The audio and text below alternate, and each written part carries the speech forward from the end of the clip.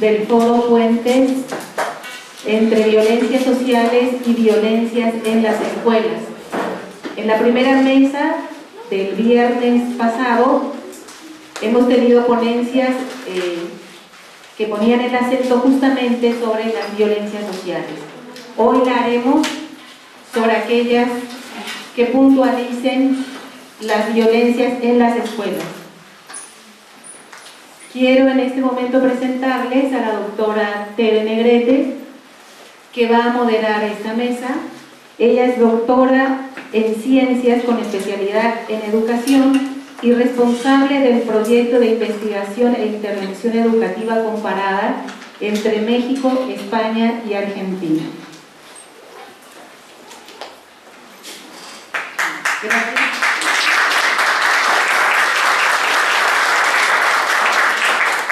Bueno, pues daremos inicio a esta mesa. Nos parece que es muy importante que estemos aquí reunidos, quienes nos interesa, nos hemos preocupado, hemos hecho trabajo de investigación y exploración y trabajado propuestas que abren a la discusión de temas que poco habían sido abiertos, sino es que hasta los últimos años ha empezado a dar pie para hablar de qué implica la violencia en nuestra sociedad y en particular qué implica la violencia en los espacios educativos, ¿no? Que es el tema del que trabajaremos hoy, en la violencia en la escuela. Y también es importante que la convocatoria de quienes están aquí con nosotros en esta mesa pues nos den una mirada que no solo tenga que ver con la mirada convencional que se ha establecido en relación a cómo se ha tratado la violencia desde la lógica sexista, desde la mirada más de los programas que se han establecido por la Secretaría de Educación, que han dejado de problematizar de fondo que implica este fenómeno en los espacios escolares. Entonces, por eso creo que es muy importante que estemos en esta mesa y que estén aquí participando con nosotros Carlota Guzmán, Claudia Saucedo y Ana Karina Fernández. Y pues damos inicio. La dinámica va a ser la siguiente. Cada una de nuestras ponentes tendrá un espacio de 20 minutos para presentarnos a grosso modo las reflexiones que traen. Sí. Y a partir de que nos expongan cada una de ellas, abriremos un espacio para preguntas y comentarios, de tal manera que vayamos estableciendo un debate sobre la temática, ¿sí? Las preguntas que ustedes hagan o los comentarios pueden ir en el sentido de problematizar, en el sentido de profundizar temas que se hayan expuesto, preguntas que amplíen lo que se ha expuesto. Por eso es que estamos considerando un primer bloque general y luego retomaremos en el segundo bloque la discusión. ¿Sí? Se va a hacer una distribución de papelitos para que ustedes vayan, conforme se va haciendo la exposición, anotando preguntas o vayan haciendo apuntes para lo que quieran comentar. ¿Sí? Y que nos lo hagan pasar para que nosotros podamos irlos considerando y vayamos dando las respuestas de tal manera que no llevemos un hilo conductor en la discusión y en el debate. Bien, bueno, entonces damos inicio. Empezaremos con Carlota Guzmán. Muchas gracias por estar acá con nosotras. Carlota Guzmán va a trabajar el estado del conocimiento sobre la violencia en las escuelas, además de hacer una reflexión justo sobre los vínculos que tienen que ver con la violencia social y la violencia en los espacios educativos. Ella es socióloga por la UNAM, maestra en Ciencias Sociales de Flaxo y doctora en Ciencias de la Educación de la Universidad de Caracas. Ha venido desarrollando investigación en el Centro Regional de Investigaciones Multidisciplinarias de la UNAM, que está ubicado aquí en Cuernavaca, es miembro del Sistema Nacional de Investigadores, y la línea de investigación que viene sosteniendo es en torno a los estudiantes, características, valores, preocupaciones y puntos de vista. Pues damos inicio con la participación.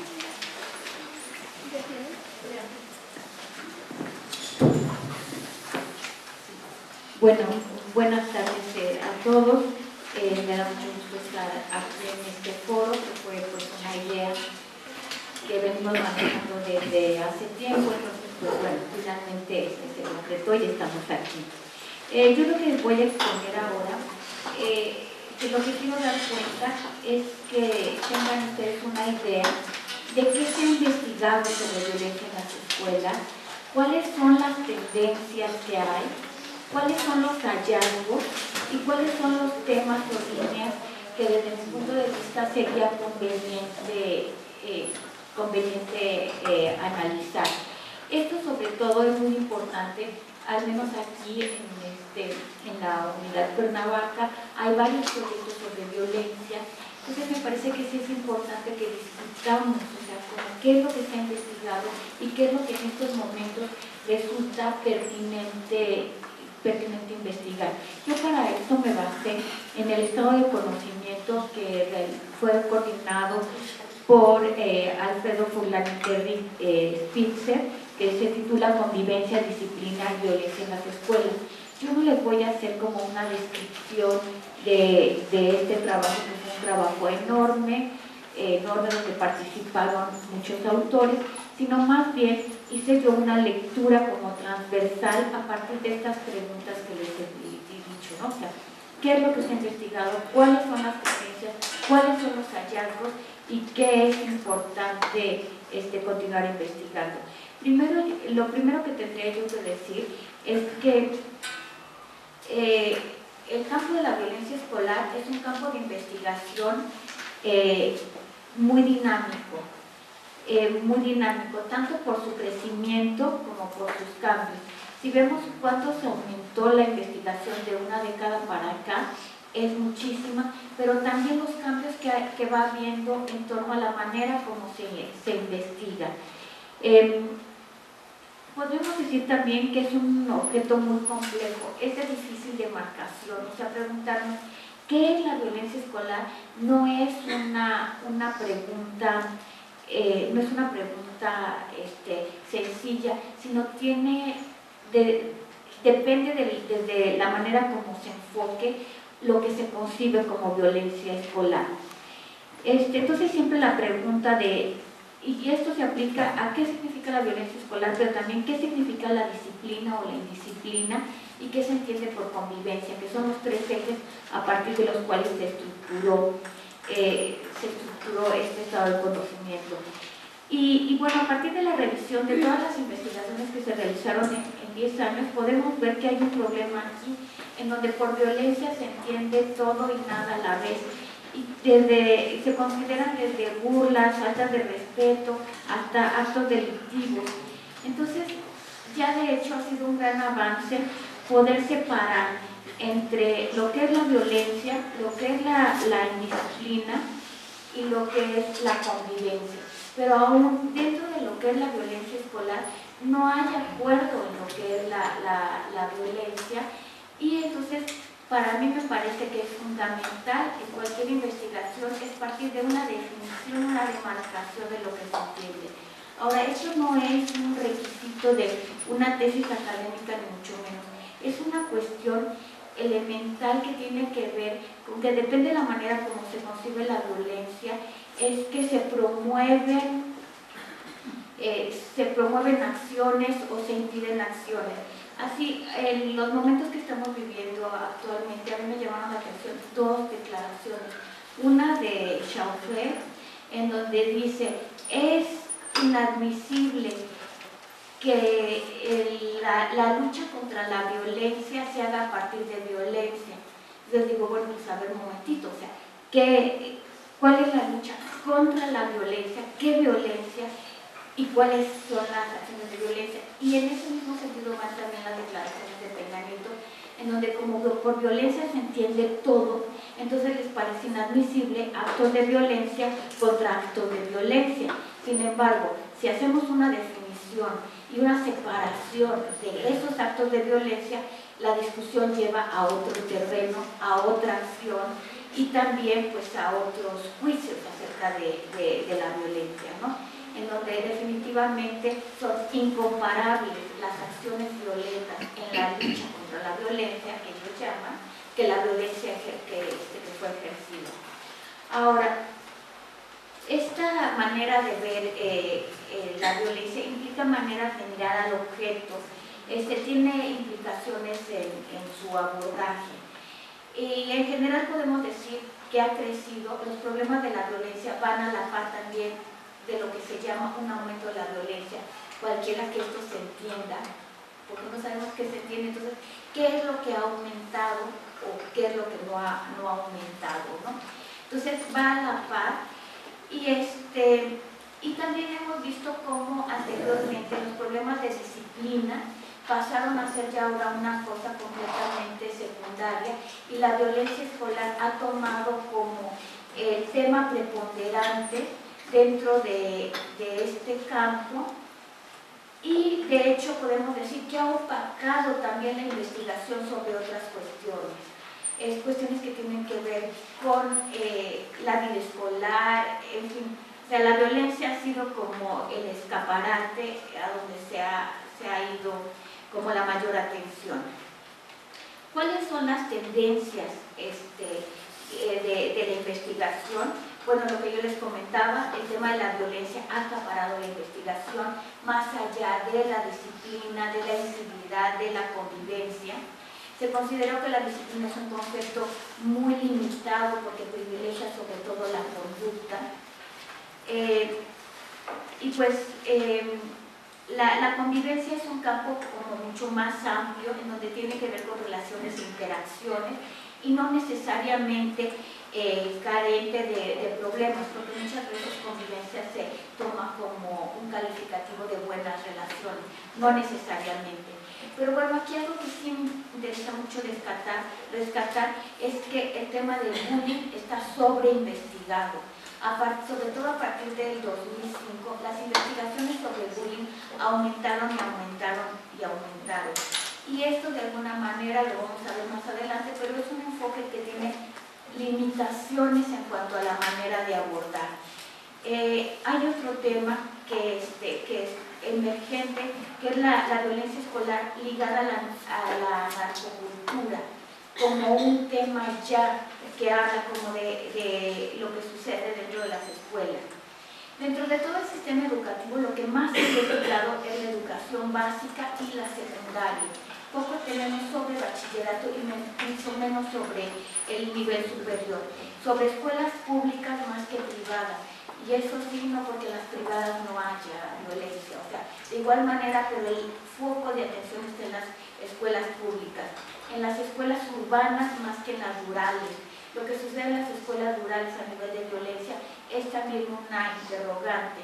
Los alumnos más que los adultos, y tampoco porque los adultos haya menos violencia entre adultos, sino como se ha enfocado, como si el sujeto de la violencia fuera el alumno y no los adultos, llámese maestros, padres de familia, directivos. Hay perspectivas cuantitativas, pero también hay una importante producción de investigación cualitativa, hay enfoques más microsociales que macrosociales y muchas tesis de grado. Ahora, ¿qué se sabe? O sea, como esto podríamos decir como tendencia de qué se ha investigado, a dónde se ha enfocado. ¿Cuáles son los hallazgos de investigación? Pues que más allá de la violencia general, la violencia escolar tiene particularidades y esto sobre todo hay que tenerlo en cuenta ahora que vamos a hacer a pensar en estos puentes entre la violencia social y la violencia en las escuelas. O sea, hay particularidades en el espacio escolar en el que se expresan. Y esta violencia estructural se expresa en la escuela y adquiere formas culturales.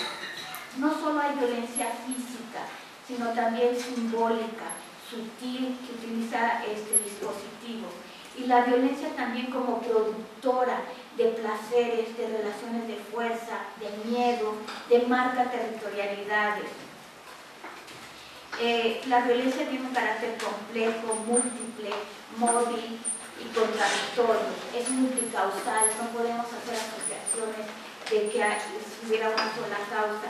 No se limita a la relación con pares, sino intervienen otros actores, que es ahí donde está la limitación del bullying, que no es una relación de víctima a victimario como más allá de cualquier espacio, o sea, no es así.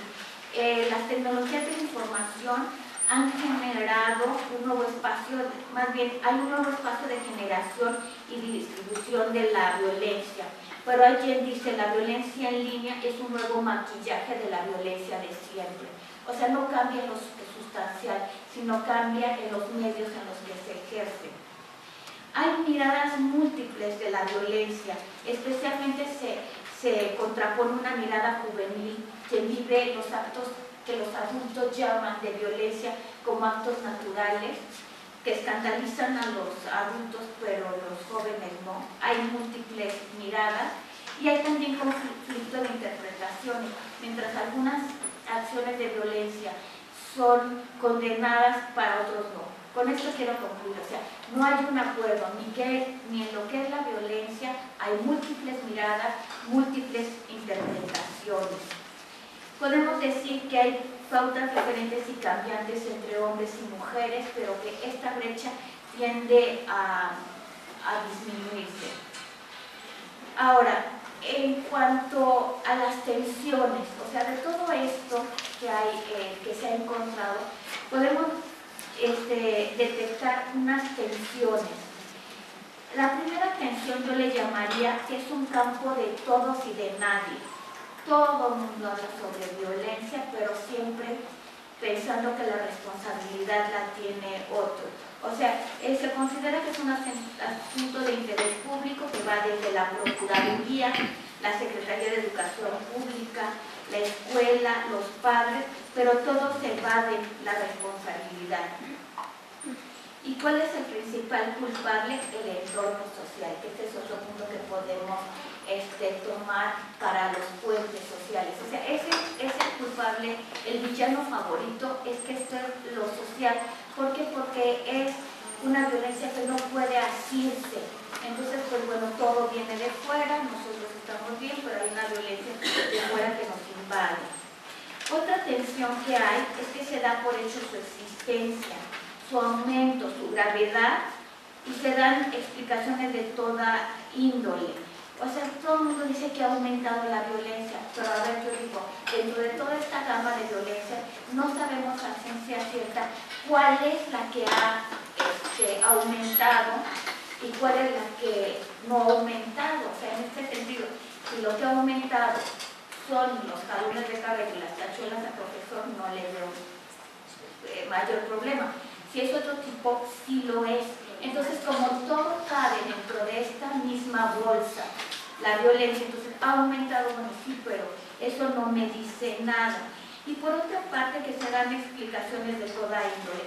Aquí no sé si ustedes se acordarán, hace algunos meses que fue esta muerte de un alumno de una escuela de Tampico, de Tamaulipas.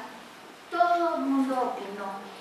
Desde, obviamente, periodistas, procuradores, maestros, todo el mundo es especialista en violencia y de alguna manera esto se convierte como una lucha entre estas versiones por demás superficiales, legas, que o sea, todo el mundo opina. O sea, en pocas palabras es un campo como muy manoseado donde todo el mundo tiene que opinar. Por otra parte, es un campo muy delicado porque hay una mirada muy inquisidora del juicio, en donde hay consenso en que algo es condenable y de alguna manera predomina una visión policíaca. O sea, más que entender la violencia como un fenómeno, es policíaca. Entonces, en ese mismo sentido es cuando digo que se evade y se culpabiliza y se responsabiliza siempre a los otros, a los alumnos, a las familias, al entorno local y al medio social. La presencia de los medios de comunicación que les encanta sacar notas sobre violencia y especialmente les fascina el bullying, banaliza y comercializa, o sea, se ha vuelto como un objeto de comercialización y se construye la noticia y a la vez el escándalo, porque si no, pues no tiene chiste, ¿no?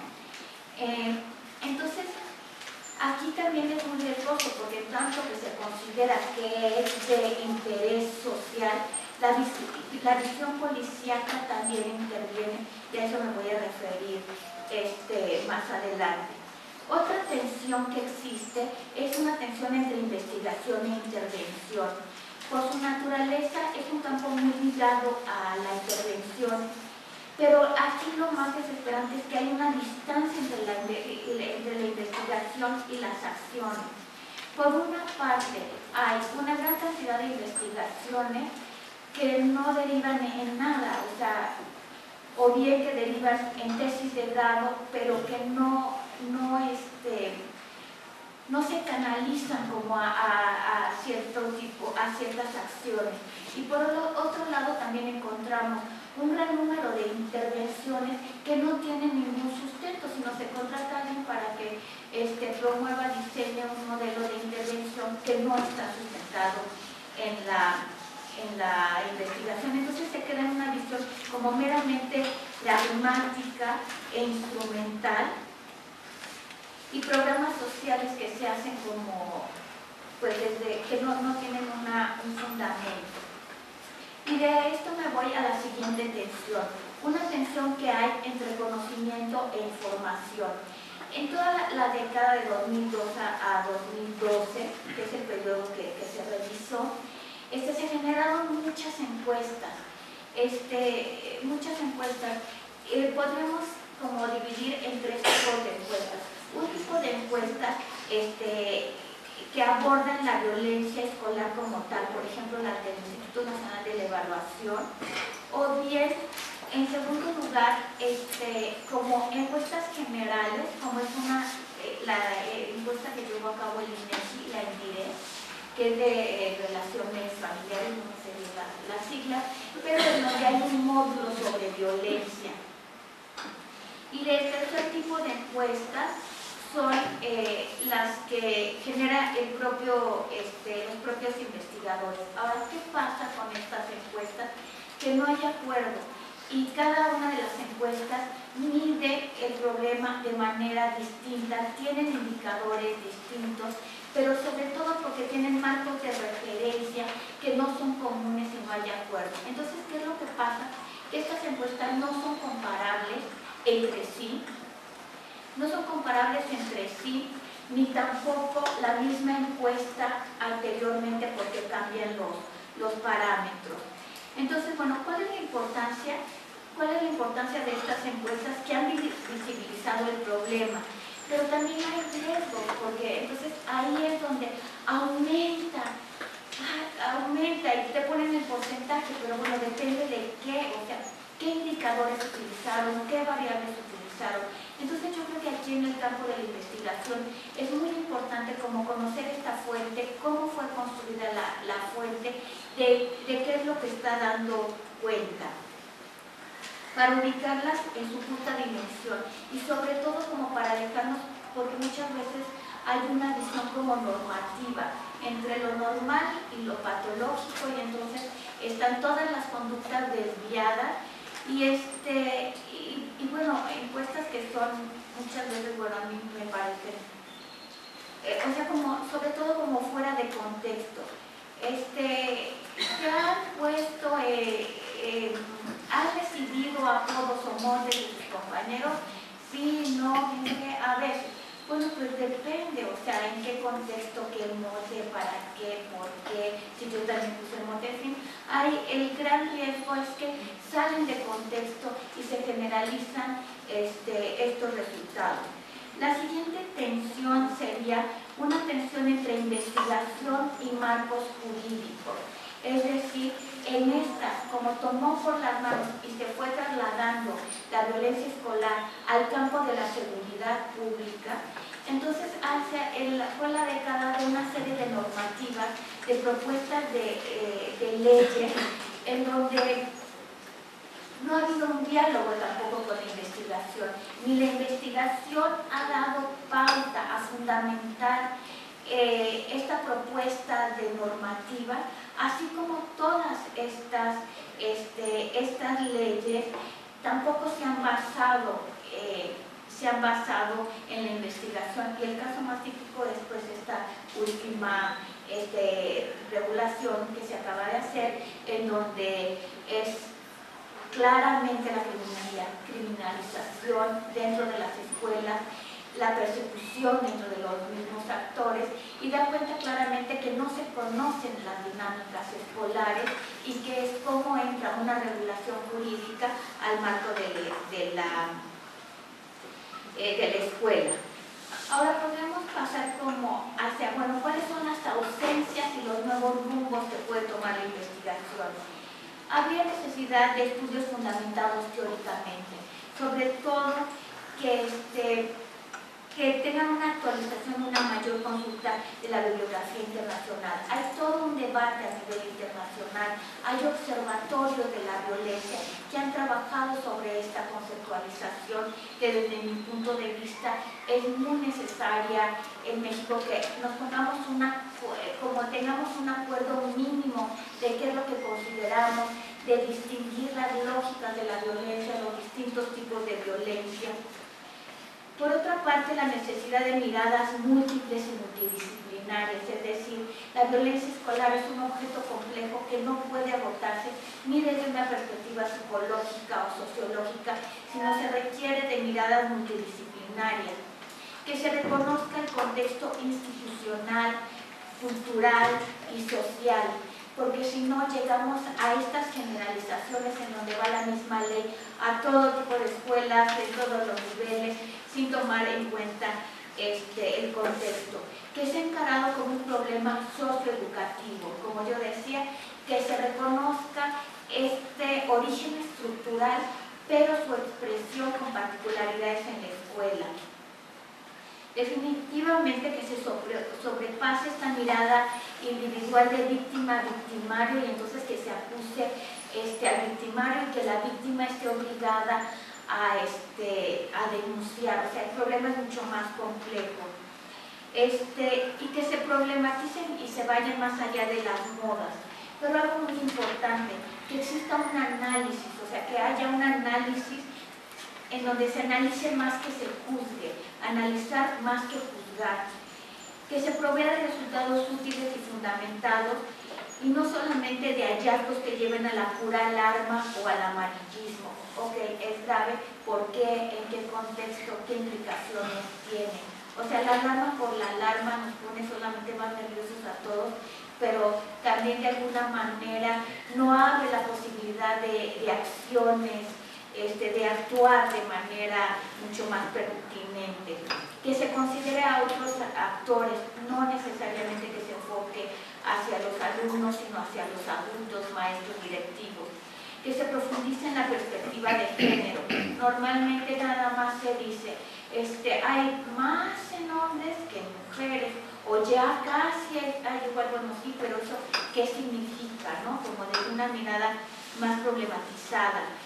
Y que haya una violencia, un análisis de la violencia ligada a la discriminación étnica, sexual, religiosa, socioeconómica y de estatus migratorio. Y también, bueno, pues estos niveles del sistema escolar en donde está muy ausente, que es el preescolar y el nivel superior. Y con el tema de la narcoviolencia, aquí la sugerencia es como a nivel de 3 dimensiones. El medio por el cual entra la escuela, el comercio de la droga en la escuela y la dimensión simbólica. Sin embargo, yo creo que este estado de conocimiento se hizo en 2012 y de 2012 para acá tenemos nuevas situaciones en donde podríamos asegurar que la investigación está rebasada por completo, que no tenemos las categorías necesarias para poder comprender y ubicar lo que está sucediendo. Y bueno, yo ya en la parte del debate me gustaría hacer como un primer intento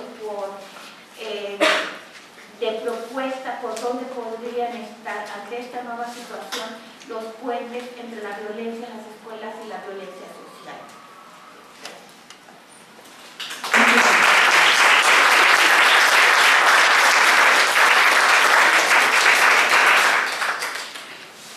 Bien, pues están poniendo los puntos en la mesa para que se estén profundizando. y bueno, estará ahora Claudia Saucedo con nosotros. Ella es psicóloga y doctora en ciencias en especialidad en investigaciones educativas. Fue titular en psicología en la Facultad de Estudios Superiores de UNAM, es miembro de la Asociación Nacional de Investigadores, y investiga cultura estudiantil, indisciplina y violencia escolar, estudiantes de secundaria y universitarios con los que tiene experiencia en procesos de intervención psicosocial. Muchas gracias por estar con nosotros. Bueno, hace ya 30 años que yo empecé a hacer investigación, pero primero empecé interviniendo en escuelas como psicóloga social que soy, y a partir de ahí, de ver las problemáticas que existían en las escuelas, fue que me planteé la importancia de investigar, porque cuando uno quiere intervenir, normalmente traemos metodologías de trabajo de otros países, o traemos los que comúnmente tenemos, los típicos talleres, los típicos en grupos de discusión, y yo misma los hice muchos años, y entonces yo me daba cuenta que no daban resultado, ¿no? Que se seguían presentando muchas de las problemáticas por las cuales los adolescentes eran remitidos al servicio de psicología para que se les ayudara con las problemáticas que tenían. Entonces, hace 30 años, cuando como psicóloga me pregunté por qué se están presentando estos problemas, empecé a dar el giro, junto además con Carlota Guzmán, hacia la cuestión de preguntarnos por la voz de los estudiantes. Pero era una pregunta que buscaba no criticarlos, no evaluarlos, como ella ya lo señaló, sino entenderlos. Cualquiera que necesitemos hacer investigación o intervención que corren por rutas distintas, tenemos que preguntarnos qué entienden las personas por las prácticas en las cuales se involucran, qué les significa ser cierto tipo de persona, qué los motiva a llevar a cabo cierto tipo de relaciones con los compañeros, qué fines se persiguen en el tipo de actividades rutinarias que tienen dentro y fuera de la escuela. Entonces, esta cercanía con conocer quiénes eran los alumnos, poco a poco me llevó a meterme a la cuestión de la indisciplina, porque yo a través de la etnografía trabajo mucho en observación directa en aulas, en patios, en cubículos, en nuestros escenarios donde hay las relaciones entre los estudiantes con el personal de la escuela, las relaciones entre ellos, con padres de familia, etc. Entonces, al poner mi vista, y uno cuando investiga siempre tiene que llevar una mirada por un lado ingenua, porque si no la llevamos ingenua, tendemos a criticar, tendemos a valorar, tendemos a señalar qué es lo que está bien y qué es lo que está mal, cuando lo que debemos hacer, o lo que es más adecuado hacer dentro de una metodología etnográfica, es analizar y entender qué es lo que hay, qué es lo que significa para las personas eso que están haciendo. Entonces, al entrar en las aulas, lo primero que encontré fue que la indisciplina es y sigue siendo, desde mi punto de vista y desde investigaciones nacionales que he revisado, es un problema mucho más grande que la violencia, ¿sí? La violencia existe en las escuelas, pero no en la magnitud que los medios de comunicación, como ya nos señaló Carlota, que los medios de comunicación nos han querido hacer ver. Entonces, como docentes en formación, que entiendo todos, muchos de los que están aquí, tienen que estar preparados para la indisciplina, porque si no se trabaja sobre la cuestión de la indisciplina, a lo largo del ciclo escolar deriva en violencia. Esa fue una de las cosas que también logré ver a través de mis investigaciones. Es necesario captar más que hechos aislados, tramas, procesos, historias, prácticas, narrativas. Como bien señalaba Carlota, la investigación que actualmente se lleva a cabo tiende a aplicar cuestionarios, escalas, grupos focales, entrevistas a profundidad. Pero si ustedes se fijan, este tipo de instrumentos lo que hacen es que la persona con la que estamos hablando nos presenta ya una elaboración cognitiva, emocional y narrativa acerca de lo que pasó. Y evidentemente cada quien la presentamos desde el matiz con el cual queremos salir bien librados, ¿no? Por el contrario, si yo me meto en una escuela y sigo procesos que se van dando a lo largo del tiempo, puedo entender una cosa que a mí actualmente me sigue gustando mucho: la interrelación de las prácticas socioculturales de distinto escala social y analítica. Y aquí me quiero referir a un artículo que tengo publicado junto con Alfredo Furlan, que se llama Copetes, Semo y celulares en la escuela secundaria. Justo en ese artículo lo que quisimos fue analizar la interrelación entre las diferentes escalas de análisis o las diferentes escalas sociales que impactaban, construían y tenían un devenir en un problema que se presentó en una escuela. Ustedes saben que en las escuelas secundarias y en la mayoría de las escuelas, hasta que llegan a prepa, y hay escuelas de preparatoria que también ya tienen un régimen militar, el uniforme, el corte de cabello, los zapatos boleados. En la universidad ya por eso los chicos se dejan hacer lo que quieren con su cabello. Pero bueno, la investigación que nosotros llevamos a cabo fue que en la época, ¿se acuerdan que hubo una época en la cual empezó a pegar muy fuerte la cuestión de los emos? Ahorita ya disminuyó bastante, ahorita estamos en crisis en el país. Mi hijo, por ejemplo, que va en cuarto de primaria, me dice: mamá, nosotros cuando hacemos paro por lo de Ayotzinapa, ¿no? Entonces estamos en un momento en donde está impactando fuertemente esta crisis que nos duele a todos. Pero en este momento que nosotros hicimos el artículo estaba la cuestión de los emos, y que incluso en una plaza de Querétaro se habían organizado a través de las redes sociales para atacar a un conjunto de 15 chicas emo que se encontraban cotidianamente o regularmente en ese parque. Esto como que cambió los ánimos a nivel de medios de comunicación, y en las escuelas empezamos a ver una gran cantidad de chicas. Imagínense que tengo 30 años trabajando en escuelas secundarias, entonces he visto que hubo 5 años en que todos y todas traían el copete tapándoles la mitad de la cara. Y para nosotros, que como gente que somos externos en alguna medida, vemos este impacto en las escuelas. Ahora estamos con el impacto de los teléfonos celulares. Ya duró bastante y ha producido efectos muy benéficos. Hay tesis ya investigando el papel de los celulares en la violencia escolar. Entonces, estas chicas traían su cabello así, y una trabajadora social les insistía que tenían que peinarse de modo decente. Yo, por ejemplo, me puse a investigar desde dónde el personal de la escuela traía la idea de que los chicos tuvieran el cabello corto.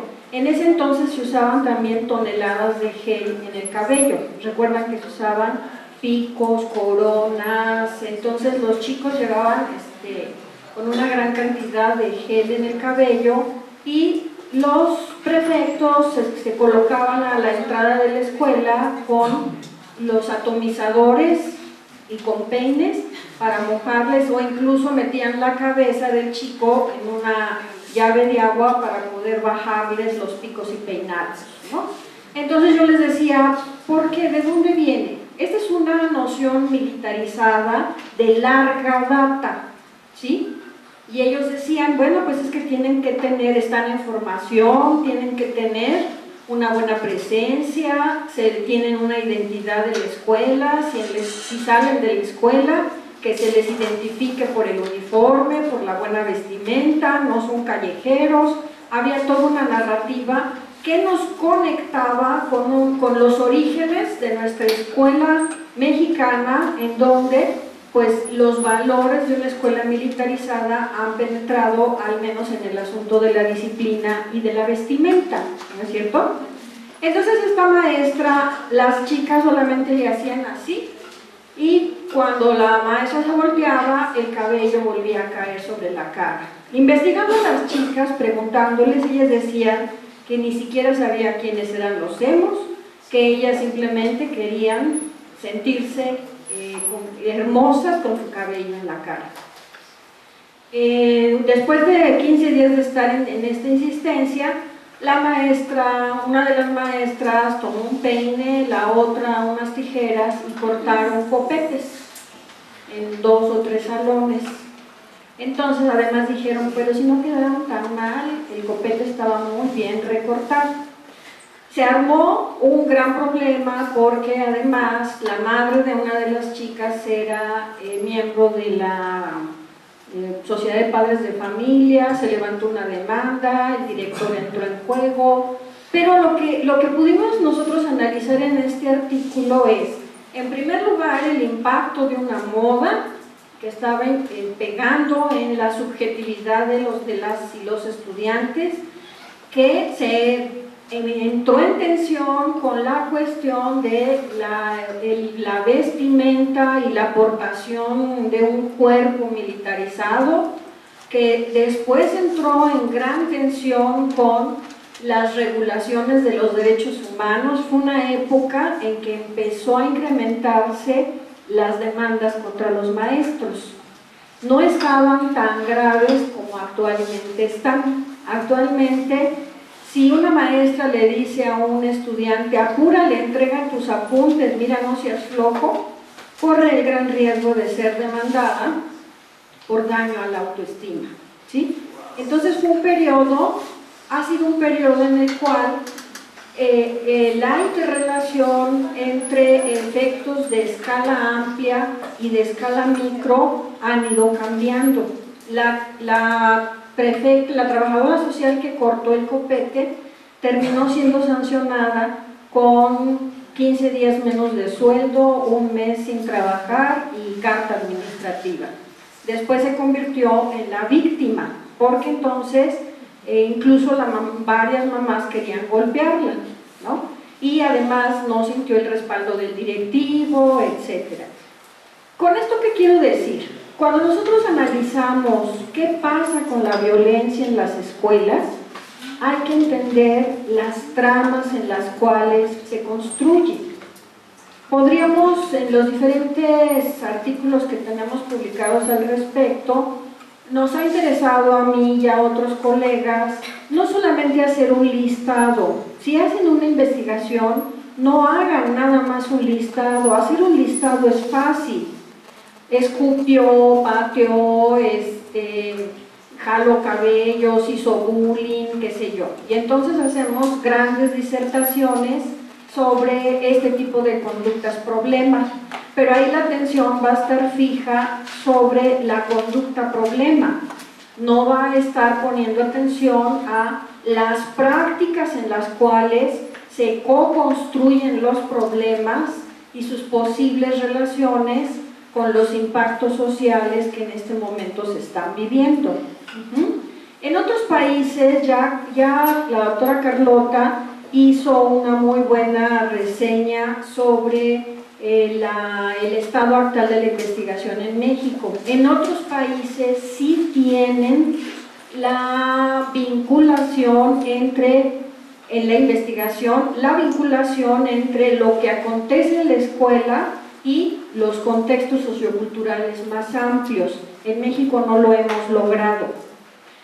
En otros países es posible porque hay una gran cantidad de población migrante y entonces se agarran de ahí, que si la discriminación del migrante, que si los grupos, en los salones que hay una conformación multicultural, etc. En nuestro país no lo hemos logrado y quizá no lo logremos porque otras perspectivas culturales se cocinan. Así, por ejemplo, es importante que si ustedes se van a dedicar a hacer investigación, tomen en cuenta que las manifestaciones de indisciplina y violencia no son las mismas ni responden al mismo carácter sociocultural si van desde el kinder hasta la universidad.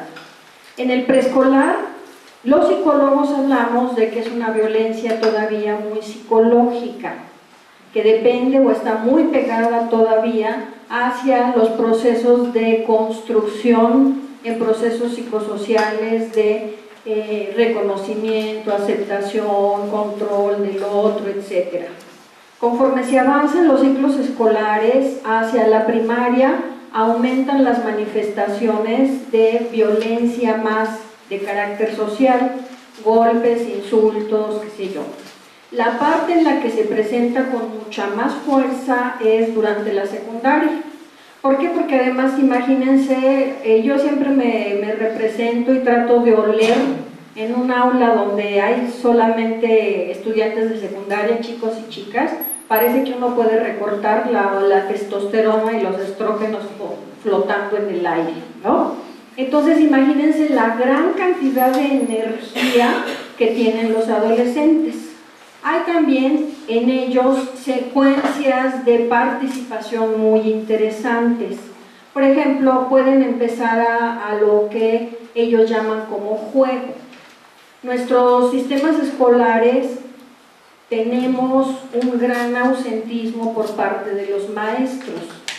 Entonces los chicos, además para vigilar que la escuela dé la apariencia de que está siendo bien vigilada, no les permiten salir a las canchas y tienen que permanecer en los salones.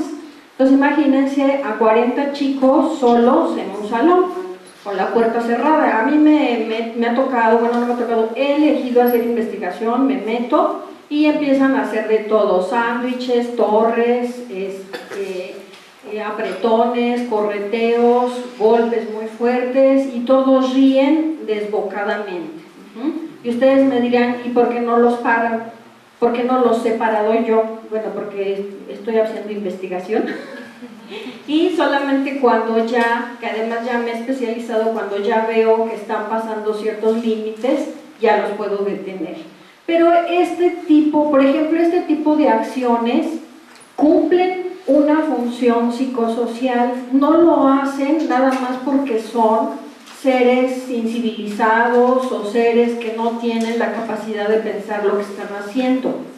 Por ejemplo, cuando se jalonean y corretean unos a otros, miden fuerza, capacidad de control, capacidad de impactar sobre los otros y capacidad de poner límites.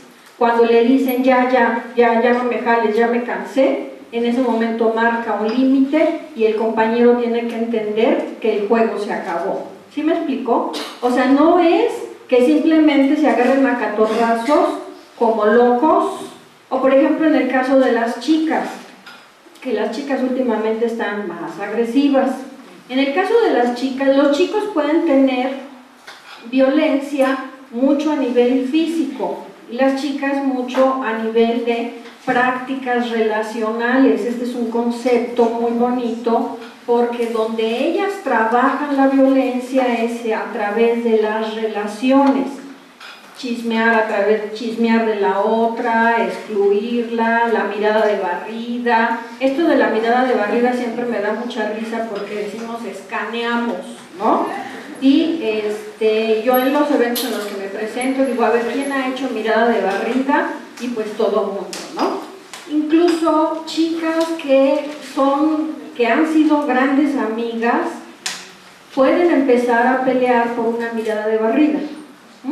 pero el conflicto se da a lo largo de 3, 4 semanas y resulta que empiezan a pelear por una mirada de barrida y porque la chica, una de ellas le habló al chico. Por ejemplo, el mundo del romance en las chicas tiene serios impactos negativos en las relaciones entre ellas, ¿no? Porque entonces ya le hablaste o ya abrazaste al que me gusta y además me hiciste mirada de barrida, dejan de ser amigas cuando costó una gran cantidad de esfuerzo emocional construir esa amistad y las vamos siguiendo a lo largo de 3, 4 semanas, a través de las cuales pues ocurren reportes, trancazos, qué sé yo, y después de que intervenimos los adultos y lo que ustedes quieran, ellas solas deciden que su amistad es muy valiosa y regresan a ser amigas, ¿no? Entonces, con esto que les quiero decir, que si nosotros nada más nos vamos a la parte en donde la chica jaló de las greñas a otra y lo contabilizamos, o si solamente aplicamos un cuestionario y decimos, ¿te han jalado de las greñas?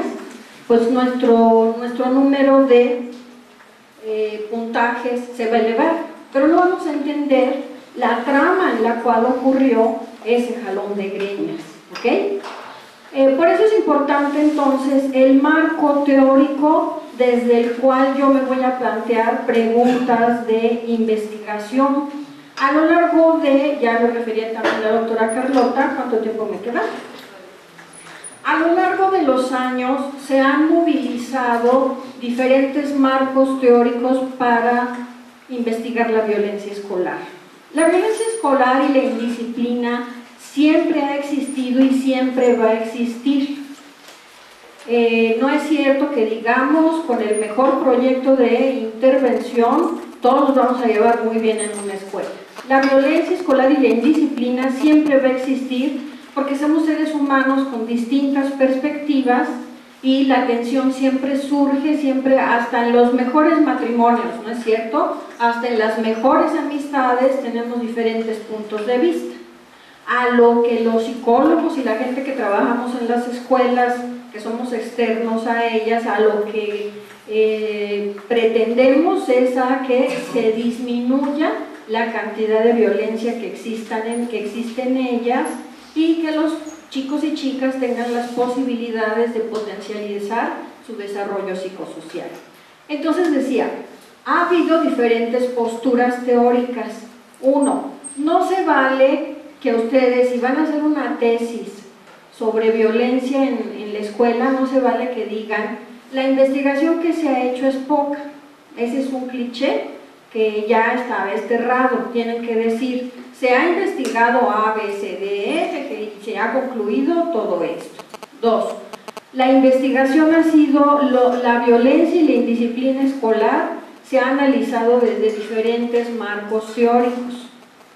Paul Willis, Giraud, Foucault, del cual es especialista la doctora Corina, Berthaud, Bourdieu, todos ellos Bourdieu, todos ellos han tenido una mirada muy crítica de la escuela y dicen, es en la escuela donde se producen sujetos débiles, sujetos subordinados, sujetos a los cuales se espera, estoy hablando en términos como muy generales, muy burdos, ustedes tendrán que elegir su propio marco teórico y tendrán que decir, ¿qué dicen esos autores que me gustan? ¿Qué dicen esos autores acerca de para dónde voy a mirar la violencia y la indisciplina en la escuela? ¿Okay? Muchas veces se confunde y ustedes tienen que tener claro, hay que distinguir entre la investigación que se ha hecho, que es el estado del arte, el marco teórico que yo voy a usar, que es el que me dice cómo voy a trabajar, la fundamentación de mi metodología que me dice qué es lo que voy a hacer, ¿ok? Porque, por ejemplo, yo soy psicóloga cultural y a mí los principales teóricos con los que trabajo a lo que me llevan es a, como decía hace rato, a que me pregunte yo, ¿por qué esa persona hace lo que hace? ¿por qué esta persona, por ejemplo, dice, sí, yo soy del turno de la tarde y al turno de la tarde nos tratan mal? Pero no solamente voy a reportar en un artículo, los chicos del turno de la tarde dicen que los tratan mal. ¿Sí me explico? Eso nada más es un dato. Ustedes tienen que diferenciar entre listado, descripción de problemas o descripción de actos violentos y el análisis de los mismos. Y para ello está la teoría. Entonces, siempre que tengan que escribir algo, pregúntense, ¿este autor que yo estoy leyendo que me gustó, en qué medida me está ayudando a criticar, a entender, a evaluar o a poder entender secuencias de participación? Otra cosa es, evidentemente, dentro de este problema de la indisciplina y la violencia, el hecho de que ustedes se estén formando como docentes. Si todavía no han estado en grupo, o a ver, levanten la mano, ¿quiénes han estado ya en grupo? Todos, ¿verdad? Y a todos nos da un poco de miedo el control de grupo. ¿A quién no le da miedo el control de grupo? Levante su mano. La maestra que debe tener mucha experiencia. ¿A quién le da miedo el control de grupo? No, a mí no me da miedo el descontrol de grupo. Levanta la mano. A mí sí me da miedo el control de grupo. Y eso que ya estoy más para allá que para acá. Y eso que he leído y he escrito y he trabajado con muchos adolescentes, ¿ok? Incluso por ahí tenemos una investigación, Alfredo y yo, sobre control de grupo, porque interesantemente el control de grupo es un arte, no hay reglas escritas. Lo que nosotros intentamos hacer en un artículo sobre control de grupo, resulta que había maestros que me decían, a mí no me funciona eso, y a mí eso no me sirve. Lo que yo les puedo recomendar ahora es, cuando entren a trabajar en grupo, ármense de amenazas. Y estamos en el contexto de Ayotzinapa, pero para allá voy. No me vean con ojos de, ¿por qué le invitamos? ¿Sí? Resulta que como psicóloga hemos encontrado que los alumnos piden límites y hemos encontrado que nos dicen, este maestro no nos controla, ya hasta me duele la cabeza con este maestro no se puede trabajar porque nada más nos amenaza y no cumple, este maestro tiene una voz muy suavecita, a esa maestra ni se le escucha bien, tiene que hablar muy fuerte. Es decir, interesantemente, los chicos se apropian de tradiciones escolares y las solicitan para poder trabajar con ellas. Yo no sé qué tan bueno o qué tan malo está esta cuestión. A mí, Claudia Soto, me parece bien. ¿Por qué? Porque me doy cuenta que quieren trabajar. Cuando tienen un buen maestro, que ellos consideran buen maestro, lo que ellos dicen es, impone respeto, no nos insulta, nos trata con firmeza, tiene carácter, su clase siempre es dinámica y no nos deja, a los que son relajientos, no los deja que echen relajo. Qué interesante, ¿verdad? No nos habla de que, es que con este maestro contamos muchos chistes y cada quien, uno creería que a lo mejor los adolescentes por ser jóvenes dirían, pues hay que divertirnos en las clases.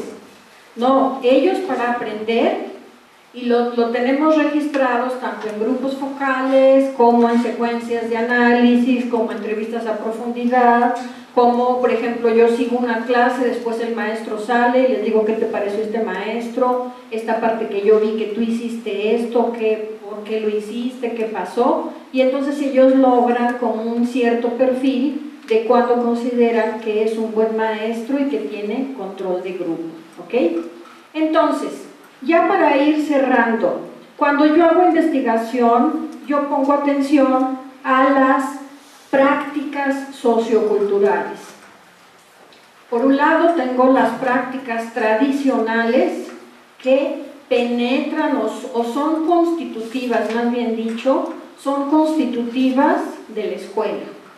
El dictado, el uniforme, el cabello, los honores a la bandera, etc. Después, las prácticas relacionales que hacen entre ellos, entre ellas, con los maestros, etc.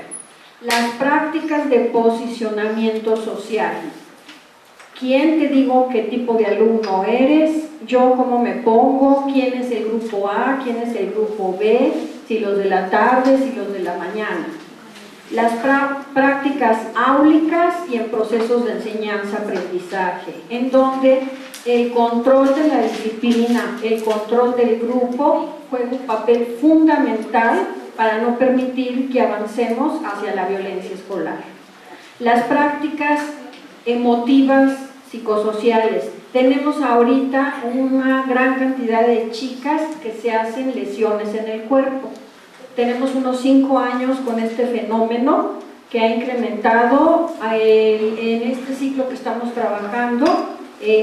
Por grupo, 5 chicas se están haciendo cortes en el cuerpo.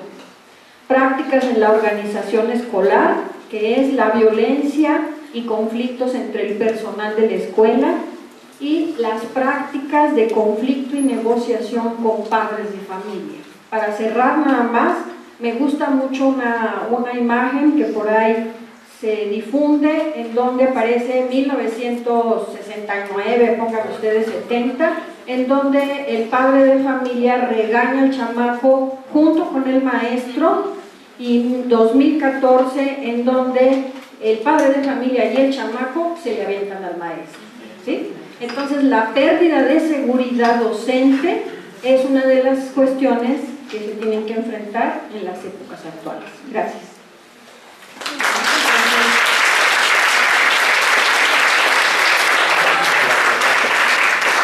Bueno, pues yo creo que vamos a ir acercando varios temas que estarían a debate y que esto es importante en esta mesa, ¿no? Ya tenemos los ángulos, uno que tiene que ver con la parte de las tendencias de la investigación, los objetos que se han puesto a investigar, los modos de abordaje de los mismos y hacia donde Carlota nos da varios puntos a pensar desde donde investigar.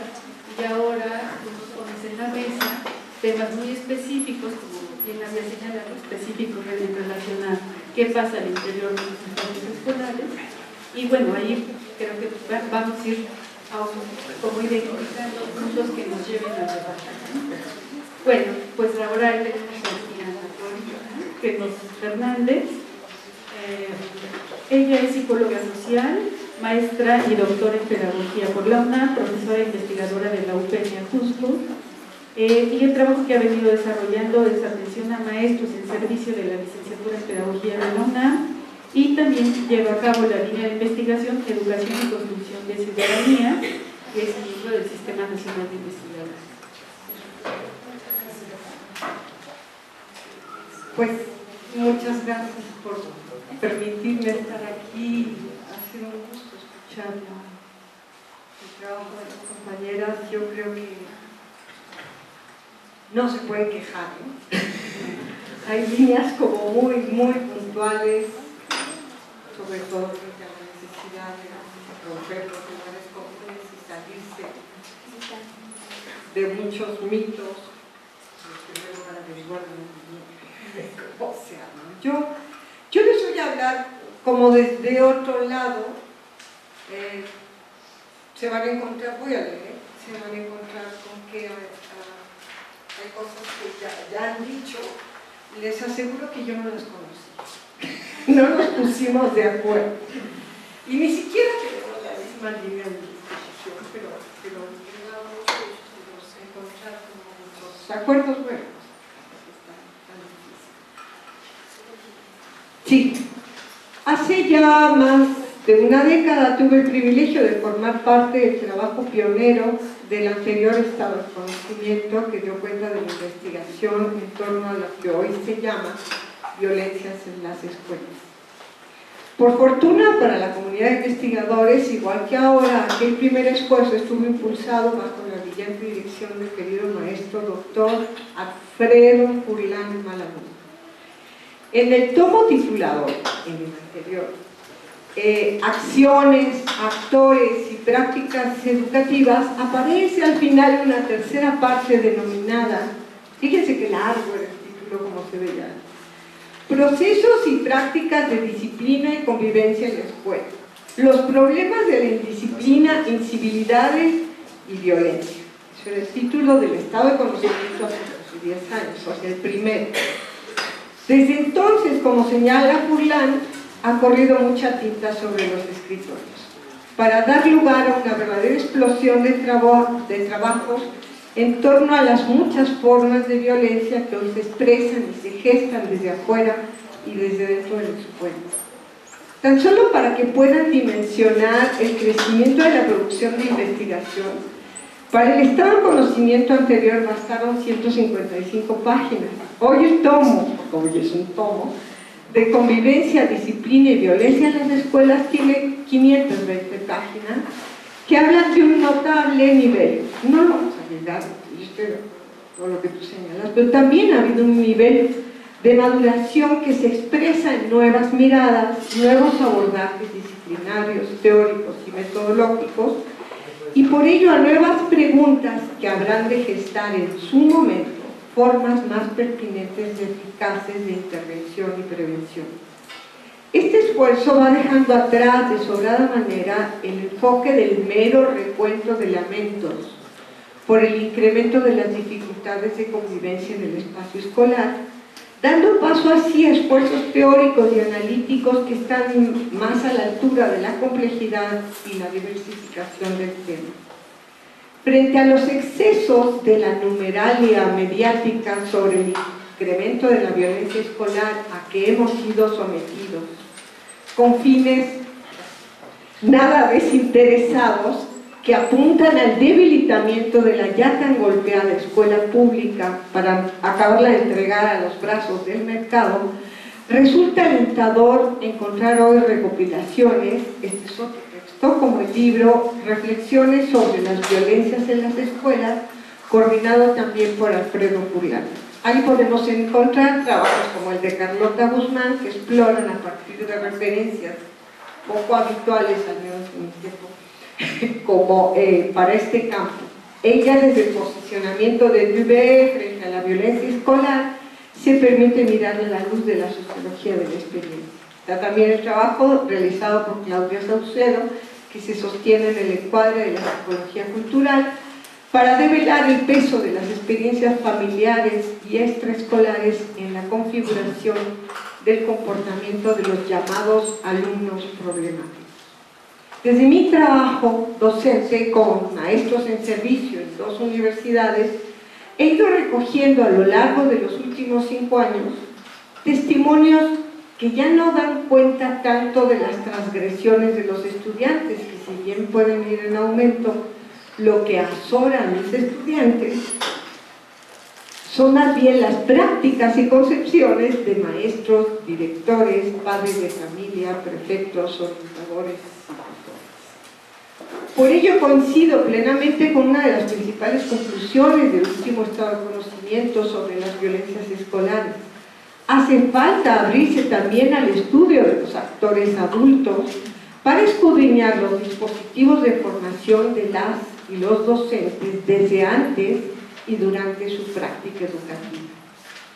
Necesitamos perspectivas más oblicuas que nos permitan mirar esta problemática ya no tanto de frente, pues eso puede enceguecer.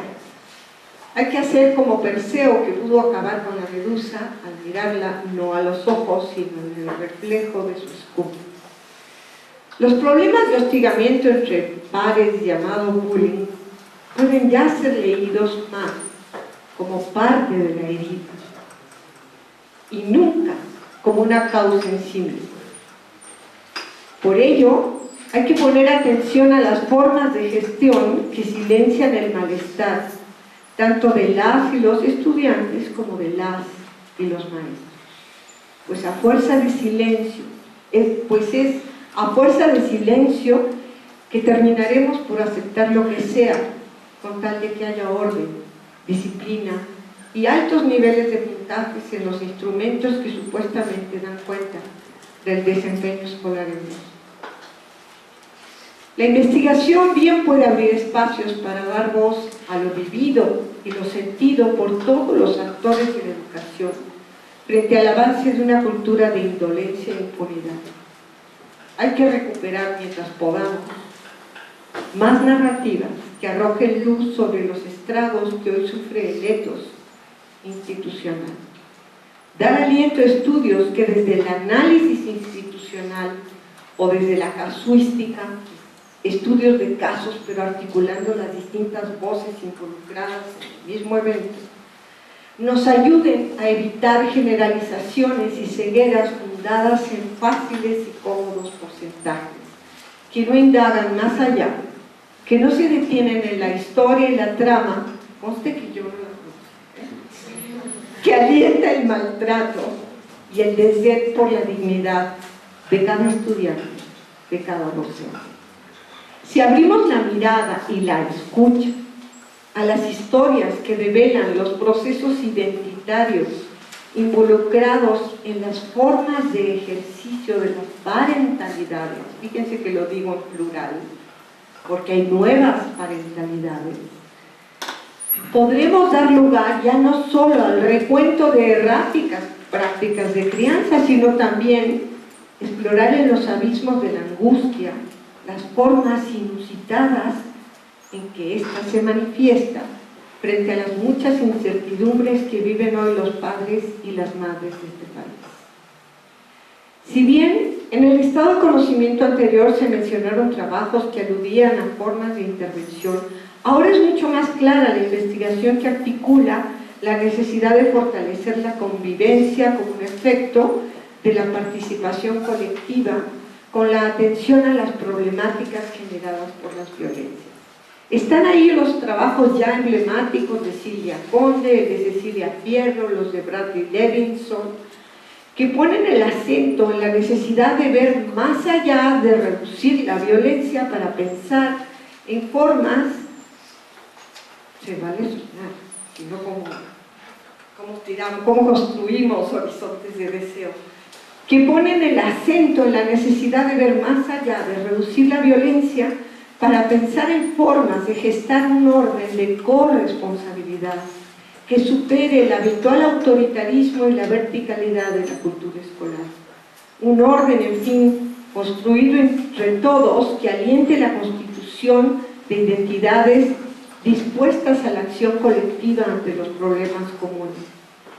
En los últimos 10 o 15 años hemos asistido a un desplazamiento que va, ya lo decía Carlota, de la atención a la generación de propuestas e investigaciones en torno a la formación ciudadana y los valores de la democracia, eso se fue debilitando, para atender al incremento de las violencias, y eso no es que esté mal.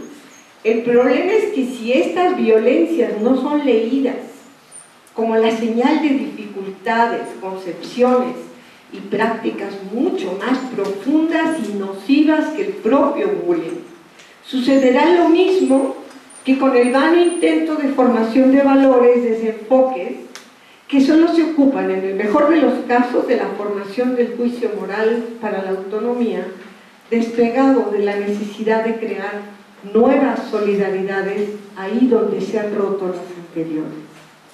Hay claros indicios de que esta perspectiva desarticulada de la posibilidad de construir identidades colectivas que alienten el reconocimiento de un destino común, solo da lugar a la heteronomía moral de siempre, al vigilar y castigar de siglos, que al tiempo nos van haciendo cada vez más tolerantes al dolor del otro, y es en esa permanente deriva que nos vamos deshumanizando.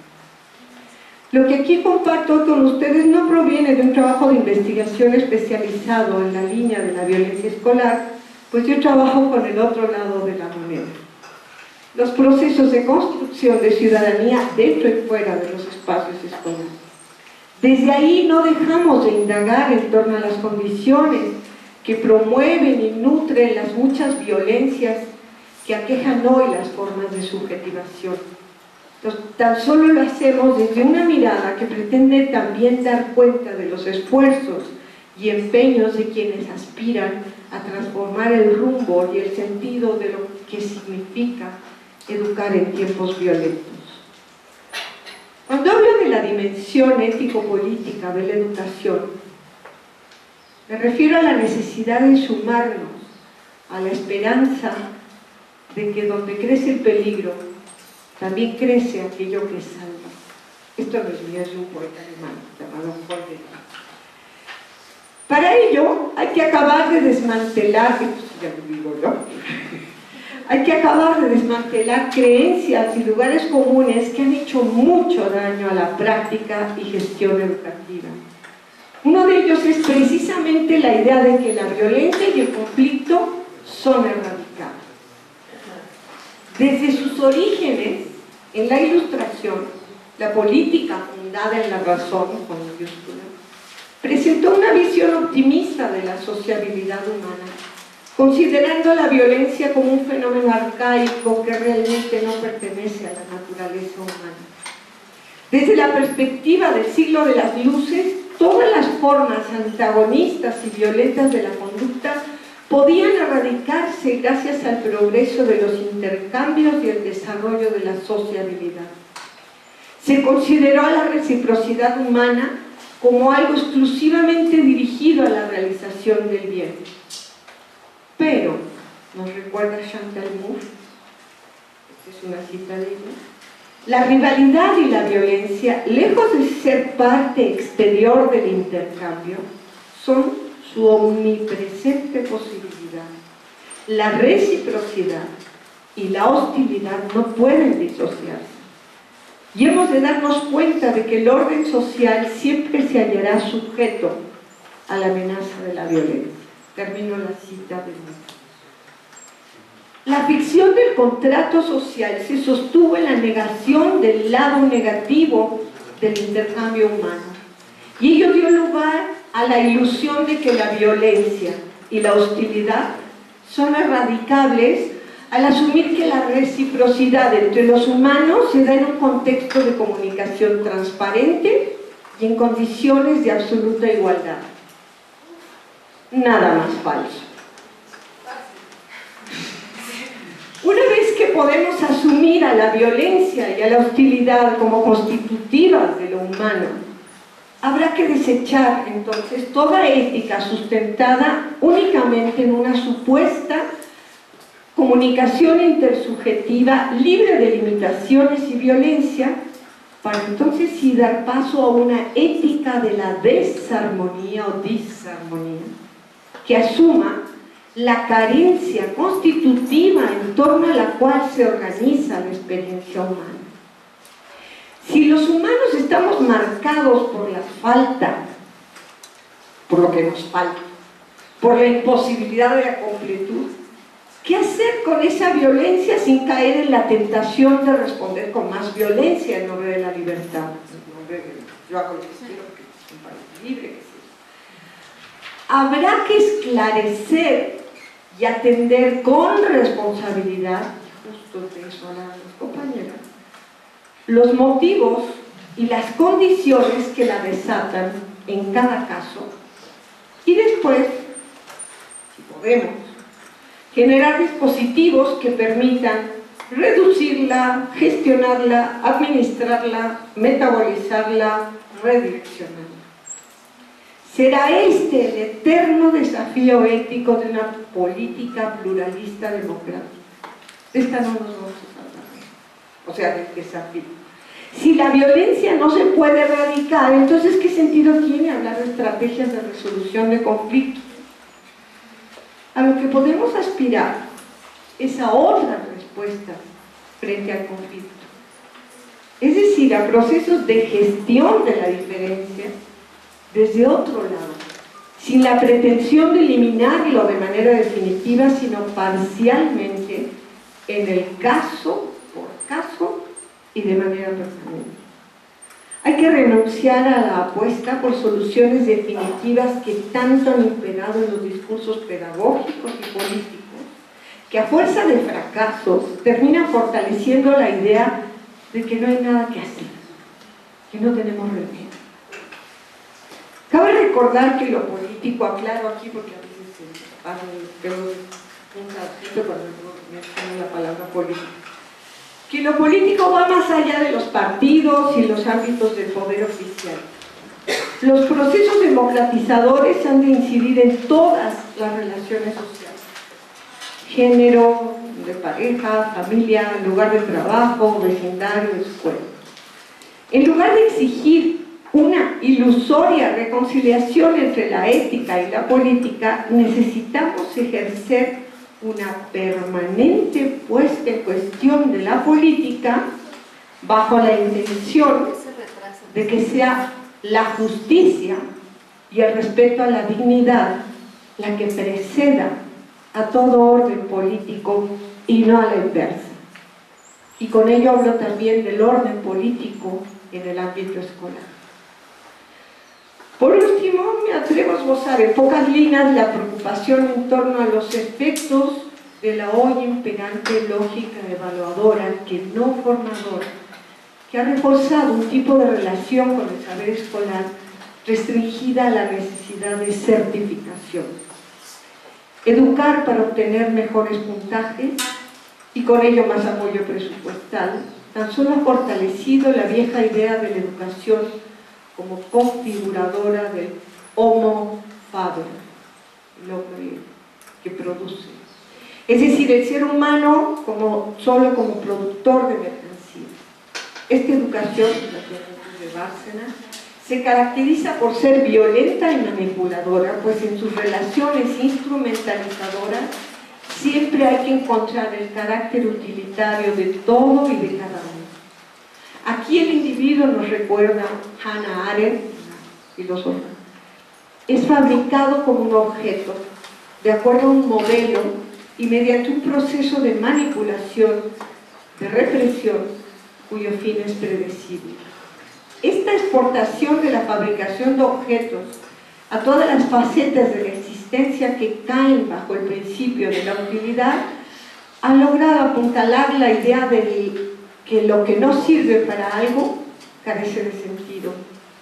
Ahora podríamos decir que lo que no sirve para ser vendido o comprado no existe, y si existe hay que desaparecer. Esta fabricación educativa que se sostiene en una razón instrumental atiende así al deseo de responder a una forma sistemática, evaluable, mensurable. Tal vez aún podamos seguir apostando, como hace ya casi 100 años, por otra educación que supere el adoctrinamiento que nutre la máquina burocrática, donde el funcionario, el policía, el maestro, el director y aún el estudiante no es responsable de nada ni de nadie, no tiene la culpa de nada, se limita a cumplir órdenes y hace oídos sordos a las víctimas. La educación no es fabricación. Educar es devolverle a cada sujeto único e irrepetible la posibilidad de la acción libre para preservar lo mejor de su mundo y transformarlo bajo una lógica de cuidado de sí y del otro. Desde esta aspiración, tal vez, la escuela pueda llegar a ser lo que le toca en la tarea de prefigurar y fortalecer otra ciudadanía, esa que da vida al espacio del público como posibilidad de crítica a la injusticia del modelo de desarrollo y sobre todo a su impunidad, recuperando, como bien hemos visto en estos días, su derecho a tomar la palabra, no en función de las generalidades, sino en función de la singularidad de lo que le acontece y lastima su dignidad. Gracias.